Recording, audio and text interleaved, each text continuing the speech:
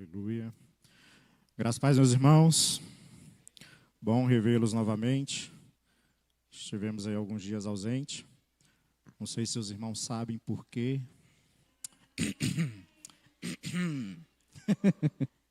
Vou segurar até o microfone só com a mão esquerda hoje, assim, só para...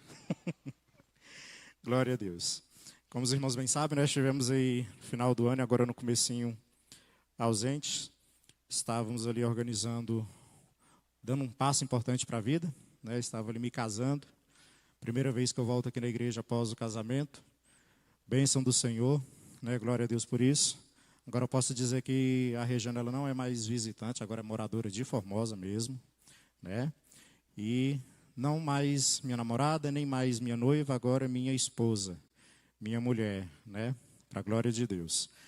Deus ainda faz milagres, né?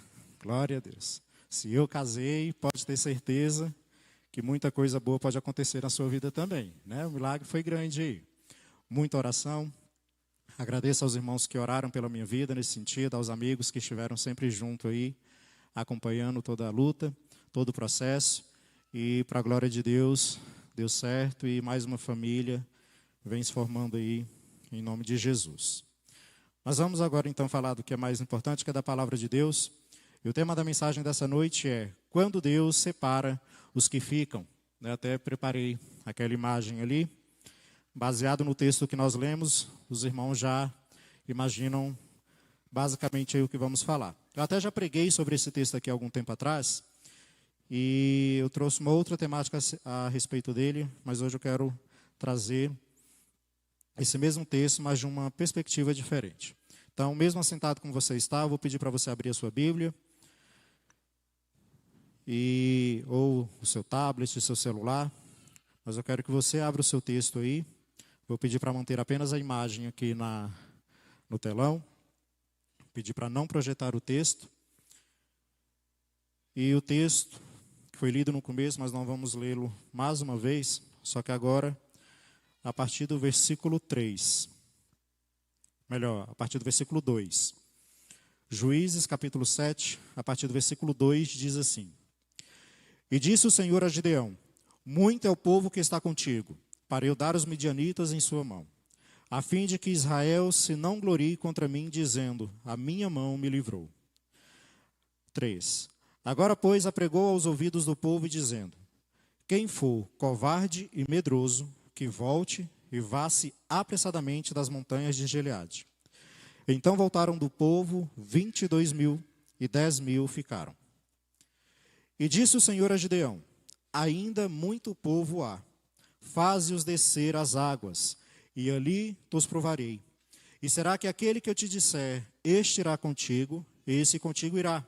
Porém, todo aquele de que eu te disser, este não irá contigo, esse não irá. E fez descer o povo às águas.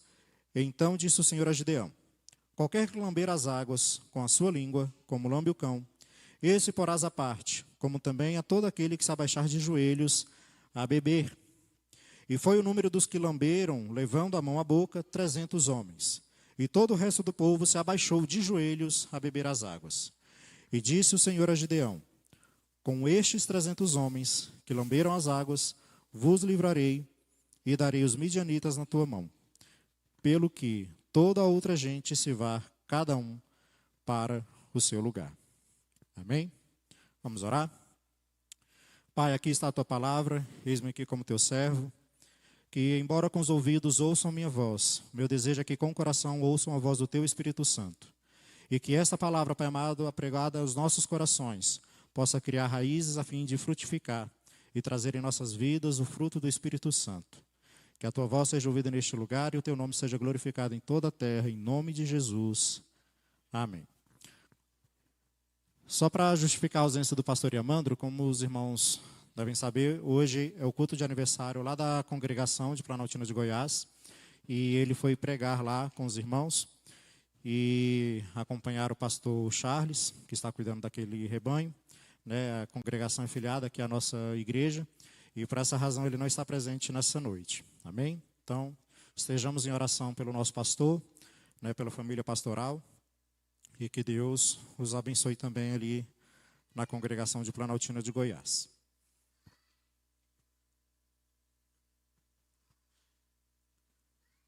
Quando Deus separa aqueles que ficam.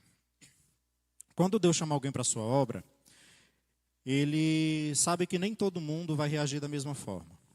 E, de fato, nem todos reagem da mesma maneira ao chamado de Deus. Nem todos reagem da mesma forma quando tem algo da parte de Deus para fazer. Nem todo mundo tem a mesma reação.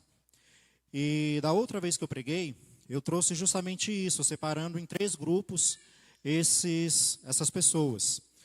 O primeiro grupo é o grupo dos covardes, né? Que eles até começam, mas o medo acaba falando mais alto e eles fogem. O segundo grupo é o grupo dos desatentos. Eles estão ali presentes, mas não estão vigilantes.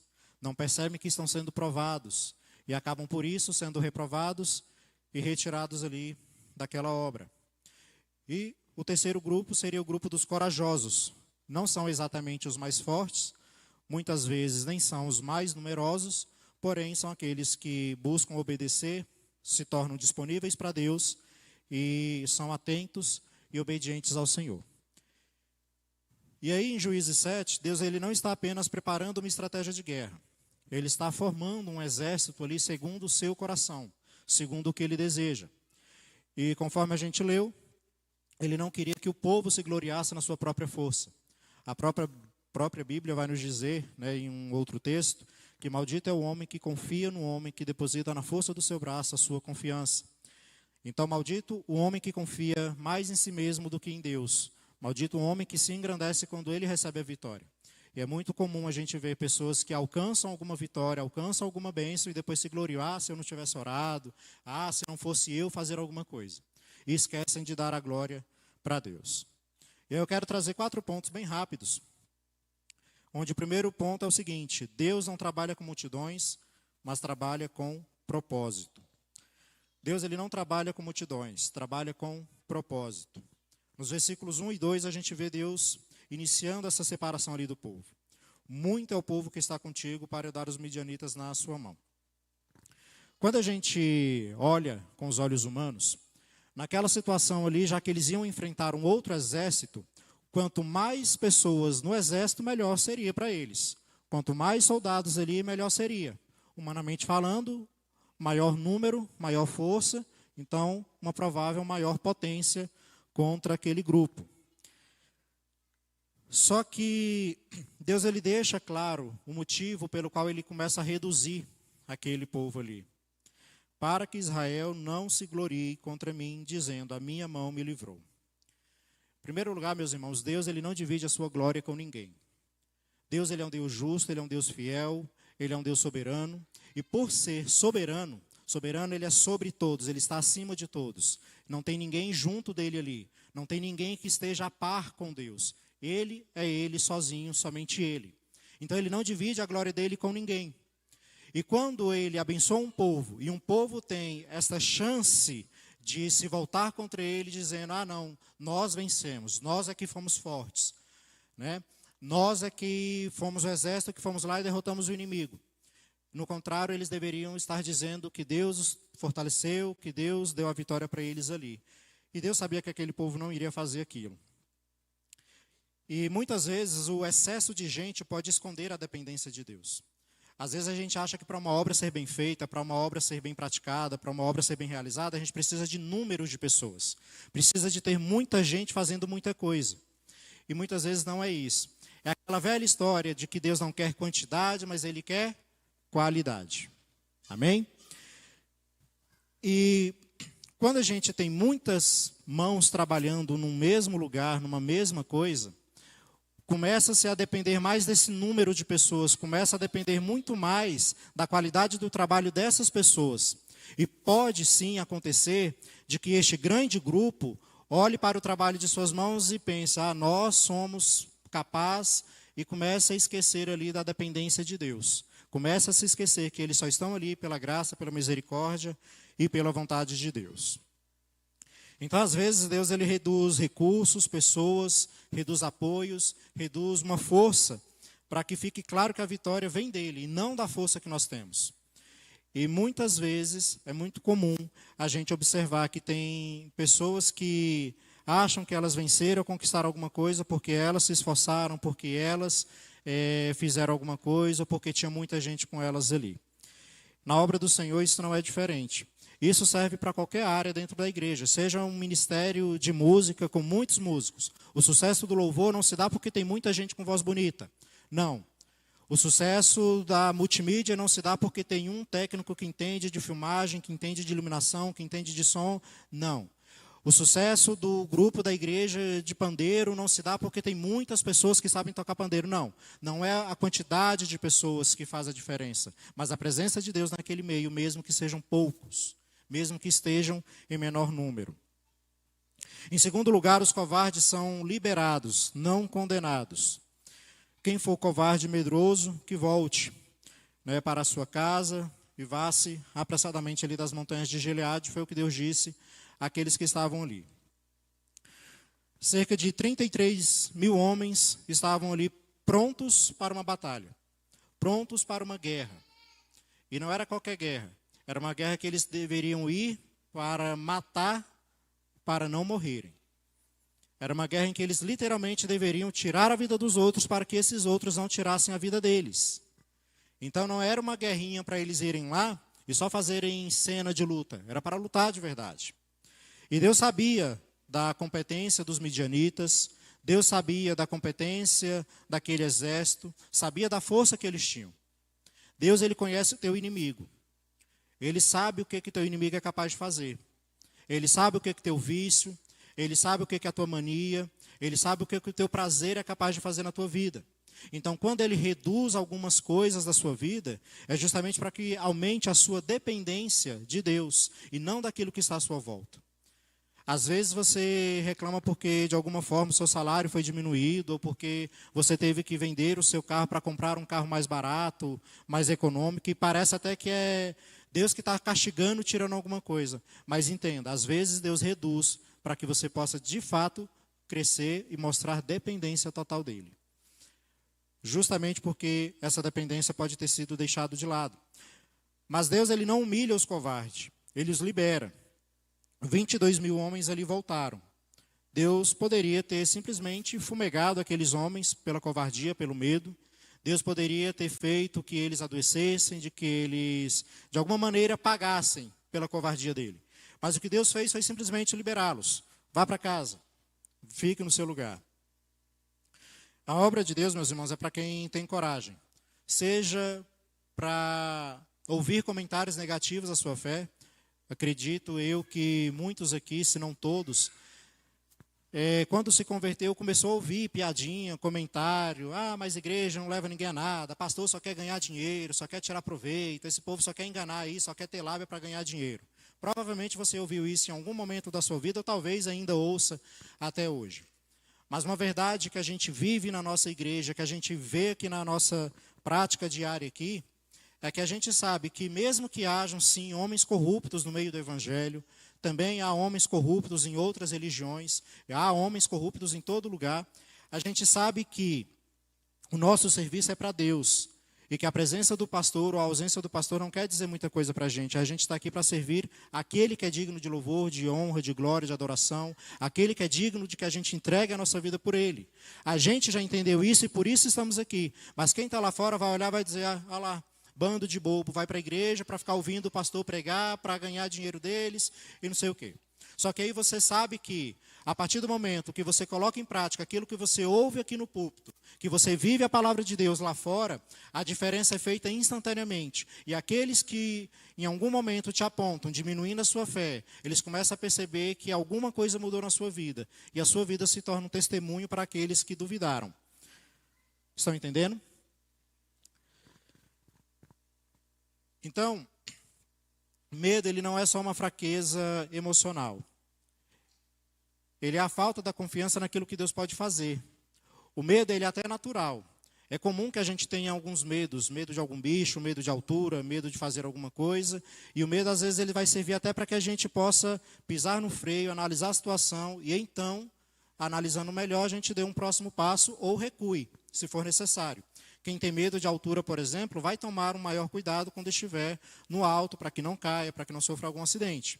Quem tem medo de sangue vai tomar cuidado de não ver sangue de nenhuma forma, de não se machucar, para que isso não aconteça. Mas na obra de Deus, a gente tem que entender que a obra é dele e nós somos ferramenta. E se nós, como ferramenta, temos medo, a obra dele acaba não sendo realizada. Então a obra dele depende totalmente dele, não de nós. E a Bíblia deixa isso claro quando diz que se nós nos calássemos, as pedras vão clamar no nosso lugar. Deus, ele é tão digno de louvor e adoração, que se o ser humano se calar por total na face da terra, vai ter quem clame ao nome do Senhor ainda. Vai ter ainda quem o adore. Eu espero que, do que depender de mim, nenhuma pedra clame no meu lugar. Que nenhuma pedra clame aquilo que eu deveria estar clamando. E essa deve ser uma preocupação nossa.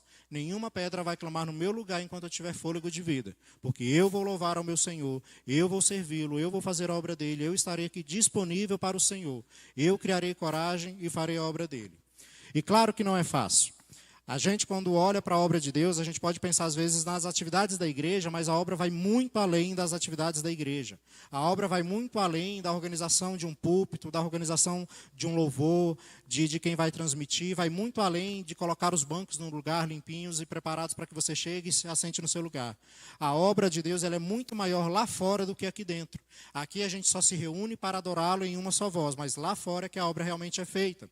Quando a gente está no nosso local de trabalho, quando a gente está entre os nossos amigos, quando a gente está no meio daqueles que não são crentes, ali é que a obra do Senhor está sendo feita, porque a nossa vida vai servir como um testemunho vivo daquilo que nós cremos. Porque a primeira acusação que vai vir contra a tua vida é justamente essa: mas você não é crente, você não é da igreja e você está vivendo desse jeito, está fazendo isso. É a primeira acusação que vai vir, a primeira apontação que vai vir. E tem muita gente que não tem coragem de ser enfrentado dessa maneira, de ser confrontado dessa forma, de ser justamente cobrado. Ei, peraí, você não é da igreja? Essa é a atitude de quem é da igreja? E aí você começa a se cobrar, e você começa a perceber: opa, peraí, eu não posso me acovardar diante das situações do mundo. Uma vez eu evangelizei um jovem, ele se converteu, começou a ir para a igreja, só que na escola ele começou a enfrentar justamente essa situação, dos colegas ficarem ali rechaçando ele, zoando, perturbando a vida dele ali. E acabou que ele começou a continuar com as mesmas práticas ali para não ser envergonhado e não ser humilhado pelos colegas no colégio. E aí eu perguntei para ele o seguinte, eu falei: vem cá, se você tiver um problema de saúde e o médico falar para você: olha, você tem que fazer determinada coisa, e alguém for te zoar por causa dessa coisa que você tem que fazer, você vai preferir morrer do que fazer o que o médico mandou? Ele: não, vou fazer o que o médico mandou, independente de qualquer coisa. Eu falei: então pronto. Quando Deus tocou no seu coração e te convenceu do seu pecado, e você voluntariamente aceitou Jesus Cristo e o confessou como seu Salvador, você estava ali dizendo que você estava disposto a viver tudo por Ele, para Ele, com Ele. Você ali estava dizendo que você iria dar a sua vida para fazer a obra do Senhor. E a obra do Senhor, quando a gente se dispõe a fazê-la, muitas pessoas vão se levantar contra, seja da maneira que for, e vão querer impedir que a gente faça isso, seja também da maneira que for. Só que Deus, ele te dá essas diretrizes de acordo com a palavra dele, não para salvar a sua saúde apenas, mas para salvar a sua vida, e não salvar a sua vida só na terra, mas para salvar a sua vida de modo que você tenha uma vida eterna na presença dele. Então, se você se acovardar e continuar fazendo o que você fazia antes, você está negando aquela salvação que o Senhor estava te oferecendo antes. E aí, ele começou a enfrentar um pouco melhor as situações, e, para a glória de Deus, ele se fortaleceu na presença do Senhor, voltou para a igreja, e hoje continua atuando em missões pelo Brasil afora. Então, na obra de Deus, o medo, ele só atrapalha. Você pode ter medo de assumir algum cargo na igreja, você pode ter medo de realizar alguma atividade, de exercer alguma função. Isso é natural, mas você não pode deixar jamais que o medo pare você na obra do Senhor. Você pode ter medo que as pessoas lá fora te apontem, mas você não pode deixar que o medo pare você, de modo que você não viva mais a palavra do Senhor lá fora. Porque ser envergonhado por causa do Evangelho é muito melhor e muito mais gratificante do que envergonhar o Evangelho. Ser envergonhado por causa do Evangelho é muito mais gratificante do que envergonhar o Evangelho. Então, o que você tem que fazer é buscar se fortalecer, é buscar criar coragem no Senhor para viver aquilo que Ele tem preparado para você. Em terceiro lugar, os desatentos ficam pelo caminho da prova. Lá nos versículos 4 e 6 a gente vai ver que Deus ele vai fazer uma prova. E Ele prova aqueles que ficaram. Todo mundo ali tinha sede, todo mundo ali bebeu água, mas nem todo mundo bebeu água da mesma forma. Todo mundo aqui tem vontade de ser salvo. Todo mundo aqui tem vontade de adorar ao Senhor de alguma forma. Mas nem todo mundo aqui vai adorar ao Senhor da mesma forma. Há quem possa adorar a Deus cantando. Eu não me arrisco a cantar nem o Vinde Meninos, como vocês viram.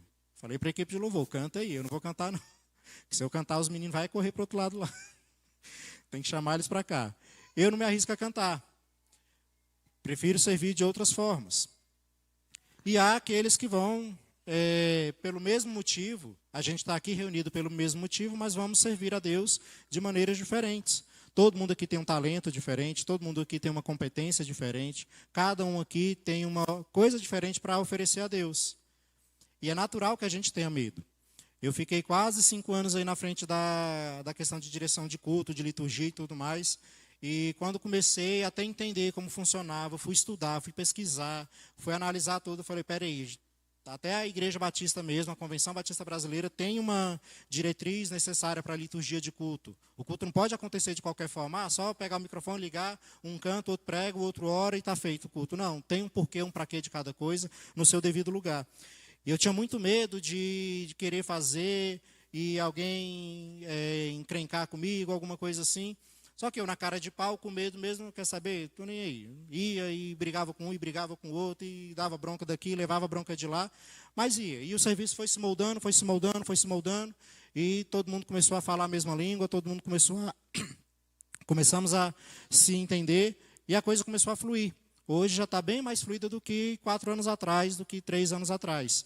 E daqui para frente, em nome de Jesus, vai só melhorar. Mas se o medo tivesse me paralisado, ou tivesse paralisado quem estivesse comigo, talvez ainda hoje estivéssemos batendo cabeça na ordem do culto, em toda a organização, em toda a questão da preparação do culto para o Senhor.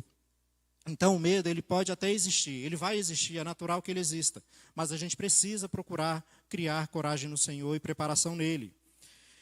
E precisamos estar atentos sobre como nós vamos agir diante do Senhor. Ali naquela prova ali, poderia parecer besteira a maneira que Deus queria provar. Uns se prostraram, dobraram seus joelhos, abaixaram suas cabeças, ou seja, ficaram totalmente despercebidos do que estava acontecendo à sua volta, enquanto alguns apenas se abaixaram e levaram a água até a boca com as mãos, e lamberam a água nas mãos ali, mas eles permaneceram de cabeça erguida. A Bíblia fala que Deus ele é Senhor de guerra. Senhor de guerra é o seu nome. A Bíblia vai declarar que o Senhor era Senhor dos exércitos.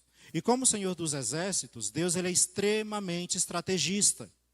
E quem é militar do exército aí, quem é militar de outras áreas, vai entender que para realizar uma ação tem que ter estratégia. Não pode chegar e meter o pé na porta e esteja preso. Não. Tem toda uma estratégia, tem todo um porquê, um para quê de cada coisa. Deus, atento a isso, ele pede para que todos ali bebam água. 10.000 pessoas descem para beber água.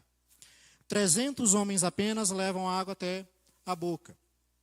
Os outros 9.700, eles abaixam a cabeça para beber água diretamente no riacho. O que acontece ali é o que acontece na nossa vida. Às vezes a gente fica desatento enquanto a gente deveria estar prestando atenção ao nosso redor. Vem a falta da vigilância. E isso também atrapalha a obra do Senhor. Isso também impede que a obra do Senhor seja realmente realizada. Os que se prostraram, levando a mão até a boca ali, eles permaneceram observando o que estava em volta. Numa estratégia de guerra, se você está observando a sua volta, você sabe se o inimigo vai querer te atacar ou não. Agora, se você abaixa a cabeça totalmente ali, fica totalmente despercebido de tudo, O inimigo de longe ali te observando, vai aproveitar o momento que você está distraído e vai te atacar. Então, por isso, Deus faz essa pequena prova ali com aqueles homens. Quem levou a água até as mãos, os olhos ficaram aqui observando em volta. E foram poucos, foram apenas 300. E aí aqueles 301 homens, contando com o Gideão, eles vão para a guerra e ali sim eles vencem. A diferença ali não era o que eles fizeram, porque todos fizeram a mesma coisa. Todos beberam água do mesmo riacho ali, da mesma fonte. O problema foi como eles fizeram isso. O problema às vezes não é o que você faz, que está errado ou o que está certo, mas é como você vai realizar. O problema às vezes não é o que você fala, mas é como você fala. A maneira que você vai realizar isso. Então não basta apenas você estar no lugar certo ou você fazer a coisa certa. Você também precisa ter uma postura espiritual correta. De modo que quem olhe para você, identifique em você um servo fiel e prudente do Senhor.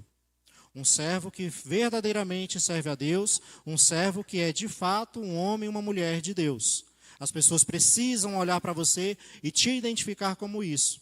Porque tem gente que trabalha 10 anos no mesmo lugar. Aí o pastor da pessoa chega lá, cumprimenta, você é crente? Eu não sabia. Acontece. Eu já vi muitas vezes acontecer. De eu falar que eu conheci a pessoa da igreja, a pessoa, mas ela é crente? Eu falei, é.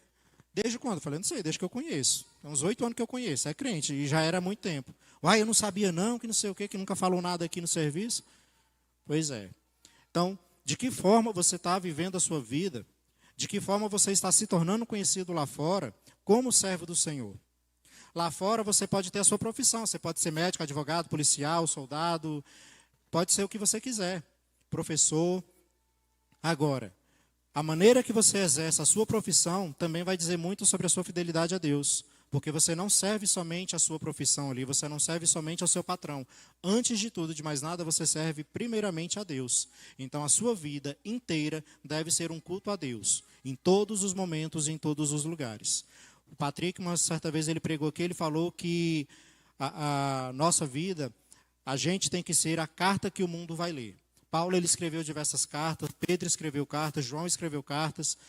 Todos ali, aquele povo receberam cartas, mas nós temos que ser as cartas de Deus para o mundo. As pessoas têm que olhar para a nossa vida e identificar na nossa vida um serviço fiel ao Senhor. Identificar na nossa vida a presença de Jesus Cristo. A nossa postura tem que ser semelhante à dele. E a gente não vai se tornar exatamente igual a Jesus. Por isso que todos os dias a gente tem que viver um processo chamado santificação. A gente não vai se tornar santo, totalmente perfeito, mas é um processo, até que Jesus venha, a gente vai se aperfeiçoando todos os dias um pouco. Todos os dias eu me aperfeiçoo mais, eu me santifico mais, eu me aproximo mais de Deus para ser mais parecido com Ele. E conforme eu me afasto, mais diferente dele eu vou ficando também. Muitos estão na igreja, mas vivem distraídos, sem vigilância, sem discernimento, sem buscar oferecer a Deus realmente o melhor daquilo que tem para fazer. Pode projetar para mim aqui, por favor, o texto de Jeremias 48, versículo 10. Jeremias 48, 10. Diz assim, maldito aquele que fizer a obra do Senhor fraudulosamente, e maldito aquele que retém a sua espada do sangue. Coloca na versão Almeida Revista e atualizada, por gentileza. Isso aí. Maldito aquele que fizer a obra do Senhor relaxadamente, maldito aquele que retém a sua espada do sangue. Pode manter esse versículo aí. 2 afirmações ali. Maldito aquele que faz a obra do Senhor relaxadamente. Às vezes a gente pega o costume de fazer uma coisa e com o tempo a gente começa a fazer de qualquer maneira porque já faz aquilo há muito tempo. E aí começa a fazer meio que de piloto automático e vai indo. Na autoescola, por exemplo, os professores, os instrutores, eles orientam. Eles perguntam, você já dirige há algum tempo? Você já pilota há algum tempo? Se você disser que sim, o que eles vão tratar em você é tirar os vícios de motorista e de piloto que você tiver. Porque vai criando alguns vícios ali durante esse período que você dirigiu. E ele vai formar você um condutor totalmente novo a partir dali. Para que você passe na prova, seja aprovado ali e então comece a fazer da maneira correta.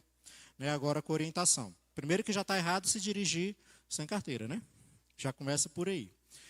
Mas é importante a gente observar que tem coisa que a gente vai fazendo ali e depois de um certo tempo a gente começa a fazer meio que no piloto automático e já vai perdendo a graça daquilo ali, ou vai fazendo de qualquer maneira, vai fazendo do jeito que der, vai fazendo no dia que for possível, né? Tem gente que assume alguma coisa na igreja e faz uma vez, duas vezes, a terceira vez já não faz tanto, ou vai diminuindo o ritmo até que pare totalmente. Vai se afrouxando ali de alguma forma. A obra do Senhor, ela não pode ser feita de maneira relaxada, porque a qualquer momento Deus ele pode exigir de nós resultados do nosso trabalho. A qualquer momento Deus ele pode requerer de nossas mãos o fruto do nosso trabalho. Se Deus chegasse em você hoje, diante de você, e te pedisse para apresentar nas suas mãos o fruto do seu trabalho, o que é que você tem para apresentar? O que é que você vai apresentar diante do Senhor se Ele estivesse na sua frente agora, te cobrando isso? Quantas almas você ganhou para o Senhor? Quantas vidas você evangelizou? Para quantas pessoas você falou de Jesus? Para quantas pessoas você testemunhou o que Deus fez na sua vida? Para quantas pessoas você falou do amor de Deus que muda, que sara, que transforma, que basta que a pessoa queira experimentar para que ela realmente experimente esse amor tão grandioso? Quantas vezes você orou só no dia de hoje? Se Deus ele fosse te cobrar tudo isso hoje, e isso servisse para você entrar no céu ou ser barrado na porta, você entraria direto ou você seria barrado? Questões como essa, elas têm que vir no nosso coração constantemente. A gente tem que se perguntar se a gente está fazendo a obra do Senhor de qualquer jeito, se a gente está fazendo para nossa vaidade, ou se a gente está fazendo de fato para engrandecer o nome do Senhor. E importa que seja para engrandecer o nome do Senhor. Por mais que eu seja o cantor com a voz mais bela que tem, que dê de tudo de mim sobre o púlpito ali na hora de cantar, o louvor, a glória é para o nome de Jesus. Eu estou usando o meu talento, usando o dom que Ele deu, para realizar a obra dele. E para louvar a Deus, né, em questão de música, você não precisa exatamente ter uma voz bonita. Você pode louvar, você pode cantar ao Senhor. Tem gente que não canta, mesmo no coro da igreja, a equipe de música aqui cantando e fala, a igreja canta. A pessoa prefere ficar cantada porque tem vergonha da voz para as pessoas que estão do lado. Precisa disso não, solta a voz, canta, deixa cantar. Canta errado, canta desafinado, canta. Mas canta para Jesus. Você não está cantando para quem está aqui na frente, você não está cantando para quem está do seu lado, você está cantando para Deus. Canta. Te chamaram para poder, você foi numa outra igreja, te chamaram para dar uma oportunidade, fazer uma saudação. Vai, fale alguma coisa de Jesus, tem muita coisa para ser falada. Alguma coisa, mas é porque eu sou tímido, eu tenho medo ali. Começa. Só diz a primeira vez. Só fala a primeira palavra. A primeira oportunidade que eu tive, com 14 anos de idade na igreja, eu me converti na Assembleia de Deus, então era um hábito dar oportunidade aos membros durante o culto. A primeira oportunidade que eu tive, eu peguei o microfone, eu levei 1 minuto para falar a frase, Deus é bom. Que eu gaguejava mais que tudo, travava, ficava pensando, Deus, 1 minuto para falar, Deus é bom. Mas depois que eu falei, Deus é bom, a igreja, glória a Deus, amém. Eu falei, opa, o pessoal glorificou, então, que Deus é bom mesmo. Na outra vez, Deus é bom, justo e maravilhoso. E depois foi aumentando coisas que iam sendo faladas. E o Espírito Santo ele vai te capacitando. Basta que você dê o primeiro passo, que você faça a primeira vez. Não precisa ser aqui na frente, para toda a igreja, mas nos bastidores você pode servir também. E às vezes o serviço do bastidor faz mais diferença do que o que está aqui na frente. Às vezes, o modo com que a igreja recebe você quando você entra na igreja faz mais diferença do que tudo. Teve gente que veio para a igreja porque quem estava na porta estendeu a mão, deu boa noite, graça e paz e sorriu. Porque foi bem recebido. Porque tem lugar que a gente vai que nem bem-vindo a pessoa diz, mal olha na cara. Não só a igreja, qualquer lugar. Agora, quando você é bem recebido num lugar, faz total diferença. Então não faça a obra de qualquer jeito. O que quer que você queira fazer, faz conforme as suas forças. Tudo que tiver a mão para fazer, faz conforme as suas forças. Só não faça relaxadamente, porque o Senhor vai cobrar. E a segunda afirmação que está aí é, maldito aquele que retém a sua espada do sangue. Deus está te chamando para a guerra. Claro que não é para você sair furando todo mundo com a espada aí por aí. Espiritualmente falando, tá? Guerra espiritual. Eu sei que talvez muitos aqui nunca tenham tido a experiência de ver uma pessoa possessa. E é uma luta espiritual, uma batalha muito grande. E dói o corpo, dói a cabeça, e é seta sendo lançada, e é pesado.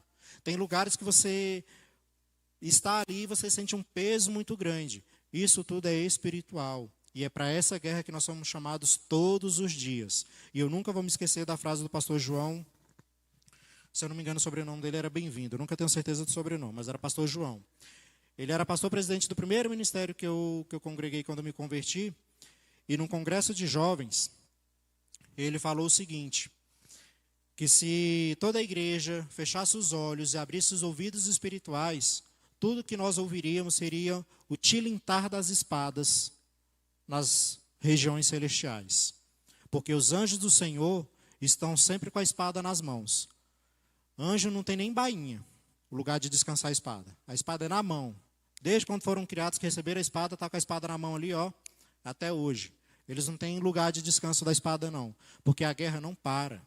Nunca parou. E ela só vai acabar quando Jesus lançar o diabo e os seus anjos no inferno. E vai lançar também aqueles que concordarem com o que ele propôs. Então, não faça a obra do Senhor relaxadamente.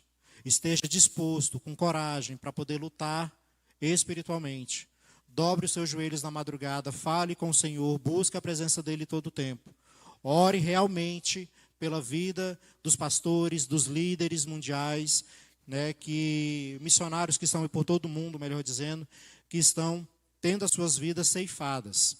Teve um dia que eu fui orar pelos cristãos que estavam sendo perseguidos lá pelo Oriente Médio.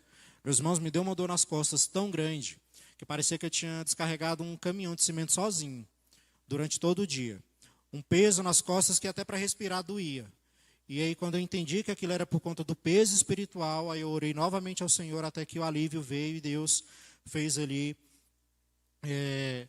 uma cura, né? Mas é preciso ter coragem. Servir a Deus não é fácil. E Ele nunca prometeu.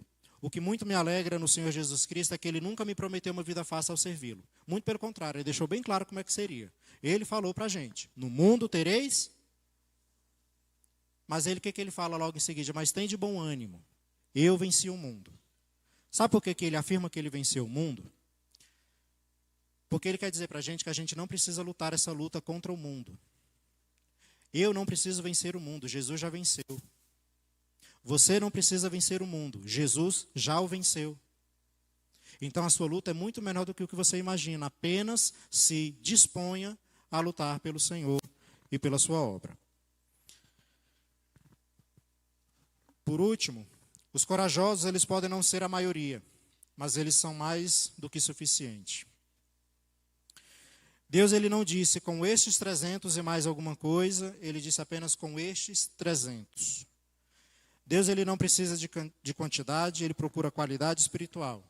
Ele precisa que você tenha fé, uma fé firme e inabalável, que você esteja atento ao que ele precisa na obra dele, atento ao que o seu irmão precisa do seu lado, e que você seja obediente, que você obedeça a palavra dele. Porque tudo que você fizer para a obra do Senhor será em obediência a ele.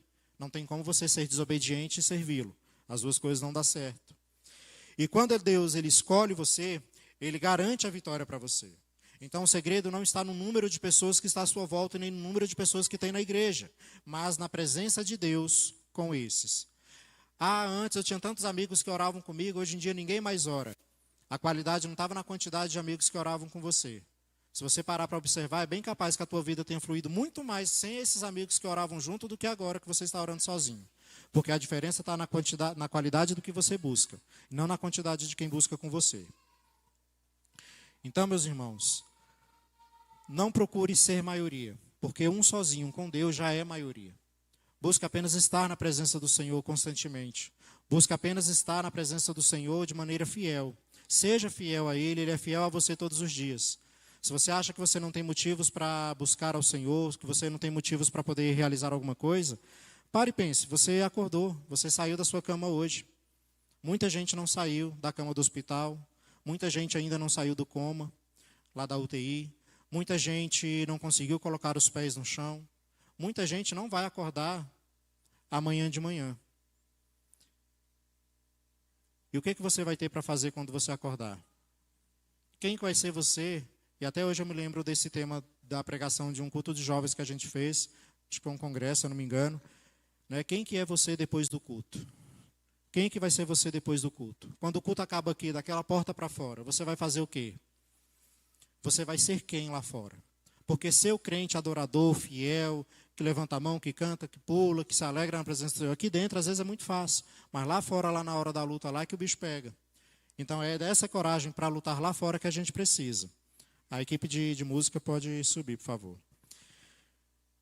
E aí, nesse texto que a gente lê, que a gente vê essa separação desses três grupos, né? De corajosos, desatentos e covardes, fica uma pergunta inevitável. Quem é você no texto? Você é o covarde, que teme a situação? Tem gente que fala que não vai orar porque quando ora o diabo se levanta. É lógico. E deixa eu dizer uma coisa, muito antes do primeiro crente orar sobre a face da terra, o diabo já tinha se levantado lá no céu. Não foi aqui na terra não, foi lá no céu. Se levantou e ainda buscou mais uma terça parte dos anjos que concordou com ele e caíram junto com ele. No céu ele já começou a fazer arruaça. Então ele não vai se levantar só porque você está orando. Ele já continua de pé aí, querendo destruir, matar, roubar. Ele veio para fazer isso. Então, você orando ou não, ele vai fazer isso. Agora, se você não orar, ele vai fazer com você. Então, busque orar mais. Busque ler mais a palavra do Senhor para fortalecer a sua fé, o seu entendimento, a sua capacidade de compreensão. Estude mais a Bíblia. Vem mais para a EBD, para o culto de quarta-feira, que é um estudo mais específico de algum tema, para que você fortaleça a sua fé no entendimento também. Não só na emoção, na razão do culto do domingo à noite, cheio, na palavra do pastor Yamandro, não. Mas em tudo que você puder aprender da palavra. Busque do Senhor todos os dias. Deus, ele continua separando pessoas para lutar. Eu fico me perguntando, se Jesus voltasse hoje, qual seria a qualidade dos crentes que a gente iria lutar? Não é nem a quantidade, mas a qualidade. Porque falta muita qualidade na nossa vida espiritual, por falta de leitura da Bíblia, por falta de oração, por falta de busca, por falta de consagração, de santificação ao Senhor. Infelizmente, o povo de Deus sobre a face da terra tem se enfraquecido por questões muito pequenas. Tem se enfraquecido por questões que não vão levar a nada e a lugar nenhum. Por questões minúsculas.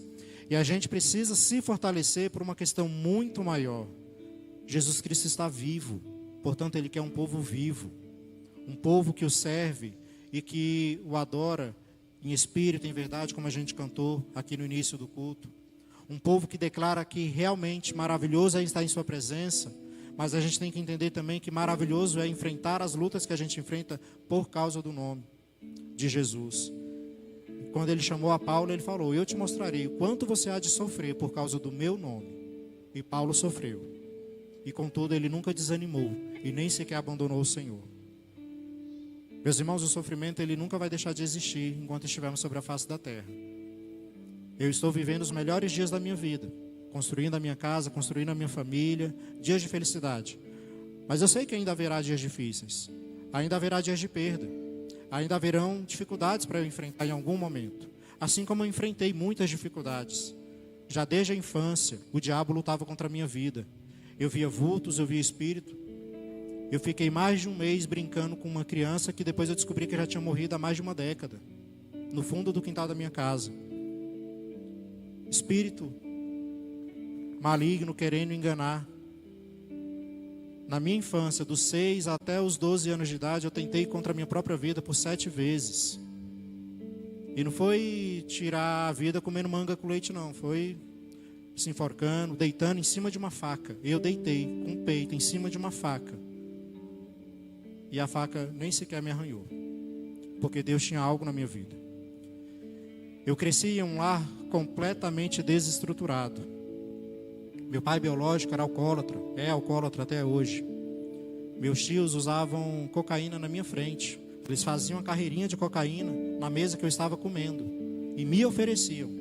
Uma criança de 9 anos de idade, 10 anos de idade, tendo droga oferecida pelos próprios tios que estavam dentro de casa. A minha avó, que cuidou de mim por muitos anos, se ausentava para poder trabalhar. para poder levar o sustento para casa, mas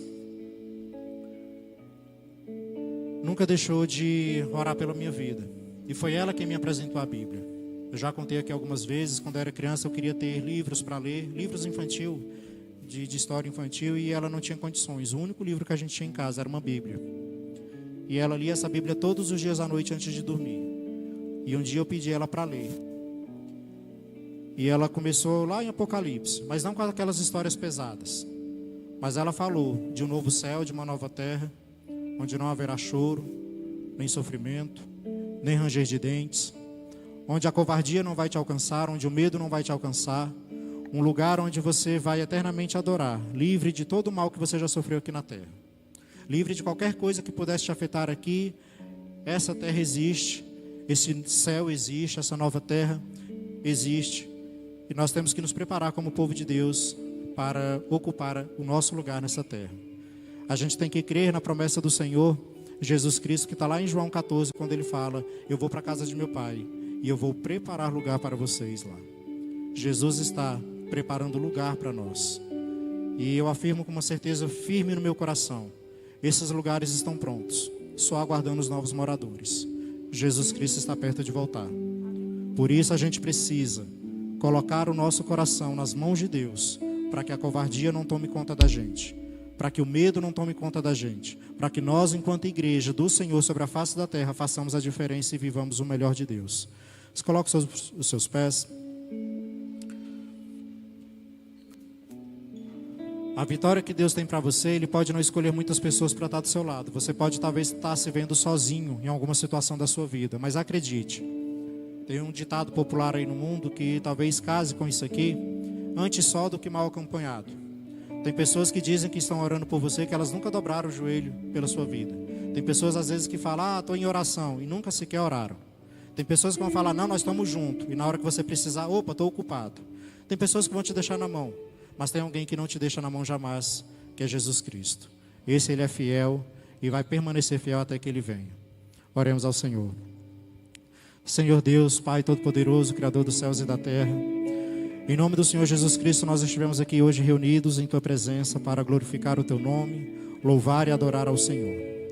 Pai, em uma só voz nós queremos Te pedir que o Senhor nos revista com a Tua armadura de poder nesta noite, que nós nos tornemos ainda mais corajosos diante do Senhor, que nós pregamos a Tua palavra, que nós possamos, ó Pai amado, anunciar o Teu nome aos quatro cantos dessa terra, que a nossa vida seja uma vida, ó Pai amado, de disposição ao Senhor, uma vida entregue ao Senhor todos os dias, onde a gente crie coragem todos os dias para falar do Teu amor e das maravilhas que o Senhor tem feito. Pai, em nome do Senhor Jesus Cristo, que o Senhor derrame da Tua graça, da Tua misericórdia sobre a vida de cada um que aqui está. Que o Teu Espírito Santo, ó Pai amado, fale mais alto ao coração de cada vida aqui, e que nos convença todos os dias dos nossos pecados, das nossas falhas, dos nossos erros, e que a cada dia a gente possa querer, ó Pai amado, se reconstruir diante do Senhor e sermos purificados de todo mal, sermos livres, ó Pai amado, de tudo aquilo que nos impede de se aproximar do Senhor. Que a cada dia a gente possa se aproximar mais e mais do Senhor, que a Tua presença venha ser, ó Pai amado, transbordante em nossos corações, que venha, ó Deus querido, fazer a diferença na nossa vida, que nós sejamos luz neste mundo tenebroso, que nós sejamos, ó Pai amado, a cura para aqueles que estão enfermos, mas que levemos, ó Pai amado, o Teu nome como médico dos médicos, que nós sejamos, ó Pai amado, a força daqueles que se encontram fracos e desanimados, mas que nós levemos o nome do Senhor como aquele que nos encoraja, que nos dá força, porque aqueles que esperam no Senhor renovam suas forças, e que a força de todo mundo aqui seja renovada nesta noite, ó Pai, que a coragem de todos sejam restaurados, que a gente, ó Pai amado, venha estar atento à necessidade do próximo, venha estar atento à necessidade da Tua obra, venhamos, ó Pai amado, estar vigilantes e sóbrios para anunciar a salvação que vem do nosso Senhor Jesus Cristo, o nosso único e suficiente Salvador. Graças Te damos, ó Pai amado, pela Tua fidelidade e pelo Teu cuidado, e Te pedimos que em nome do Senhor Jesus Cristo, a Tua graça, ó Pai amado, venha sobre nossas vidas, e que o nosso louvor alcance o Teu coração. Obrigado, ó Pai amado, por nos lembrar que precisamos buscar mais da Tua presença, que precisamos, ó Pai amado, nos fortalecer mais na força do Senhor, e que precisamos depender mais e mais de Ti. Somos, ó Pai, totalmente, inteiramente dependentes do Senhor. Nada podemos fazer se não for por tuas mãos, se não for pelo poder que há no nome do nosso Senhor Jesus Cristo. Por isso, Pai amado, nós te oramos e te agradecemos em nome de Jesus, e o nosso louvor é para ti, ó Pai.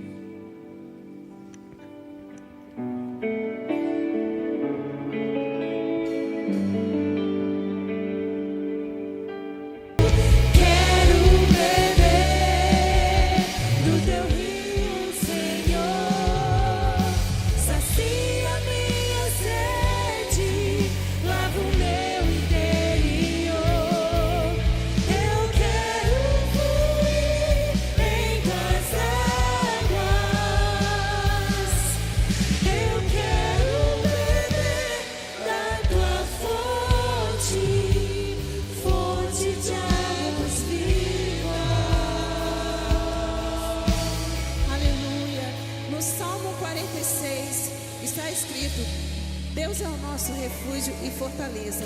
Mas no versículo 4 está falando: existe um rio cujas águas, as correntes, alegram a cidade de Deus. Lá é o santuário do Altíssimo. Deus está no meio dela. Ela não se pode abalar. E hoje eu convido você a pedir: eu quero beber assim como aquela mulher que bebeu da água da vida.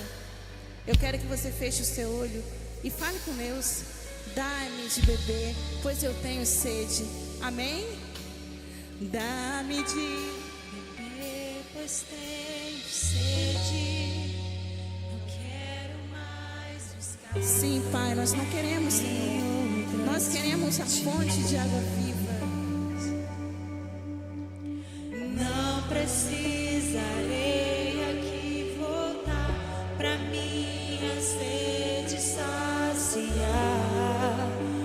uma vez que eu já ouvi. Mais uma vez, dá-me de beber, Senhor. Dá-me de beber, pois tenho sede. Não quero mais estar. Aleluia. Aplausos para o Senhor. Aleluia. Glória ao Senhor. Glória a Deus. Permaneça de pé. Vamos orar para encerrar o nosso culto. Que Deus abençoe a sua semana, abençoe a sua entrada, a sua saída, por onde você for. Que aonde você pisar a planta dos seus pés, você tenha coragem de anunciar a salvação. Você tenha coragem de ser luz na vida daqueles que estão em trevas. Que Deus ele te revista de coragem, de poder e autoridade que vem do nome do Senhor Jesus Cristo. Amém? Vou chamar o pastor Agamenon para dar a bênção apostólica após a oração. Feche os seus olhos, eleva os pensamentos ao Pai. Pai, em nome do Senhor Jesus Cristo, te agradecemos por mais esta oportunidade de estarmos aqui em tua casa, com liberdade para te adorar, te louvar, te bendizer, declarar que só o Senhor é Deus e que o Senhor é bom em todo o tempo. Obrigado, Senhor, porque aqui nós encontramos a fonte da vida, porque aqui nós encontramos essa fonte de água viva que jorra sem parar. Obrigado, Senhor Jesus, porque aqui nós encontramos o Senhor e em harmonia, em uma só voz, em um só corpo, a gente pode te louvar e engrandecer o teu nome em unidade, ó Pai, em comunhão com os nossos irmãos. Leve cada um para o seu lar em segurança, em paz e tranquilidade. Abençoe a semana de todos, ó Pai amado, nos seus locais de trabalho, na sua vizinhança, no meio dos seus familiares, em meio aos seus amigos, por onde quer que forem, que encontrem paz e encontrem o auxílio do Senhor, ó Pai. Que o teu favor nos alcance a cada dia e que as bênçãos do Senhor também possam nos alcançar. Abençoe, ó Pai amado, ao pastor Amandro, que estará retornando daqui a pouco de Planaltina, que ele venha em segurança, que aqueles que estão acompanhando a ele, ó Pai amado, também venham em paz e tranquilidade. Abençoe, Deus querido, os projetos dos teus filhos, e que este ano que se inicia possa começar já com chave de ouro, e abençoado seja, Pai amado, os projetos de todos aqueles que aqui estão. Abençoe, Deus querido, a vida de cada um, e que esta semana seja de paz e vitória em nossos lares, em nome de Jesus. Amém e amém. Pastor Agamenon.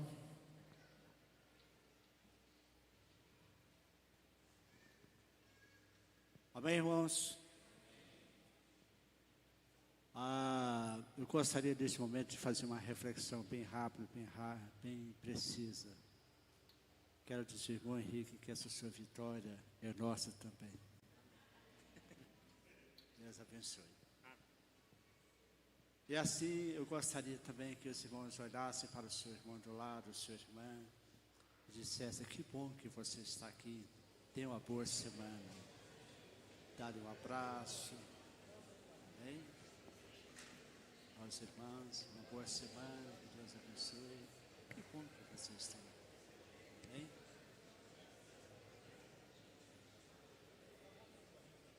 Amém. Estenda vossas mãos.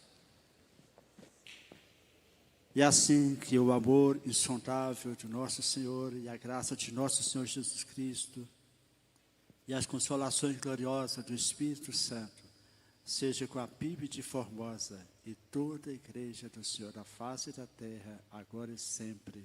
Amém. Deus abençoe.